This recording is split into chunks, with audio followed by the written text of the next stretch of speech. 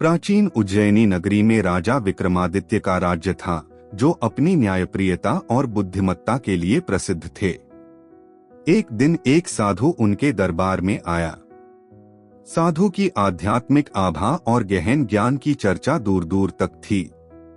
उसने राजा से कहा, महाराज, मैं आपके राज्य को अभूतपूर्व समृद्धि दिलाने का एक रहस्य जानता हूँ, परंतु इसके लिए आपको मेरी दी हुई एक विशेष फल को प्रतिदिन 1 वर्ष तक ग्रहण करना होगा।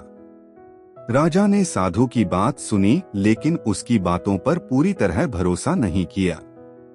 उन्होंने साधु से फल लिया और हर दिन उसे अपने खजाने में जमा करने का आदेश दिया। यह क्रम कई दिनों तक चलता रहा। एक दिन खजांची ने उत्सुकता से एक फल को काटा और अंदर एक अद्भुत हीरा पाया। चकित होकर उसने यह बात राजा को बताई। राजा समझ गए कि साधु की मंशा ठीक नहीं है और उन्होंने उसकी असली मंशा का पता लगाने का निश्चय किया। राजा ने साधु को भोजन पर आमंत्रित किया और बातचीत के दौरान उससे उसके इरादों के बारे में सवाल किए। साधु ने मुस्कुराते हुए कहा, महाराज, सत्य और ज्ञान समय के साथ प्रकट होते हैं। आप मुझ पर भरोसा करें, आपके राज्य की भलाई के लिए ही यह सब हो रहा है। राजा को साधु की बातों पर विश्वास नहीं हुआ। अगले दिन वे एक साधारण व्यक्ति का भेष धारण कर साधु के पीछे जंगल तक चले गए। वहां उन्होंने देखा कि साधु एक निर्जन मंदिर में जाकर उन फलों को एक वेदी पर रखकर मंत्रोच्चारण कर रहा है। राजा ने छिपकर उसकी बातें सुनी। साधु एक काली शक्ति से कह रहा था, जब ये 365 हीरे एकत्र हो जाएंगे, तब तू जागृत होगी और मुझे इस राज्य का स्वामी बना देगी।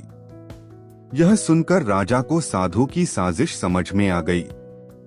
उन्होंने तुरंत अपने विश्वसनीय मंत्रियों और सैनिकों को बुलाया। रात को उन्होंने मंदिर पर धावा बोला और साधु को पकड़ लिया। साधु ने भागने की कोशिश की, लेकिन उसे पकड़ लिया गया। पूछताछ में उसने अपना सारा षड्यंत्र स्वीकार कर लिया।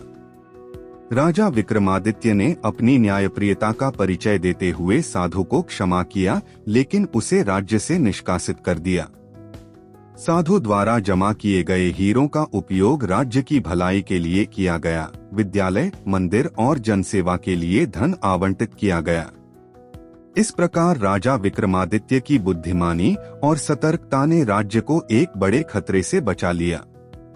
यह कहानी पीढ़ी दर पीढ़ी एक शिक्षा बन गई कि सतर्क रहना और सत्य को परखना हमेशा आवश्यक है।